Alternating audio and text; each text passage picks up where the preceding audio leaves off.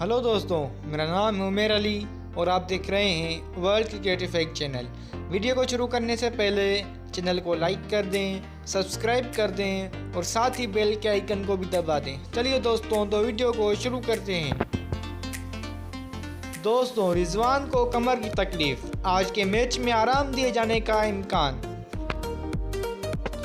New Zealand के खिलाफ तीसरे टी20 मैच में wicket keeper batter Mohammad Rizwan को आराम दिए जाने का इम्कान है।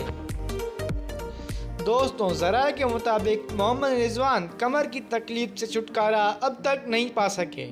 उनके कमर की तकलीफ का आज फिर जायज़ा लिया जाएगा, जिसके बाद रिजवान को खिलाने या ना खिलाने का फैसला होगा।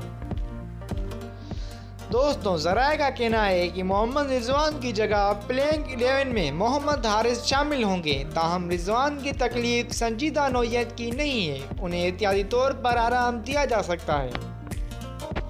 वाज़ेह रहे कि दूसरे टी20 मैच में स्वीप करते हुए मोहम्मद रिजवान की कमर में कुचाव पड़ा था।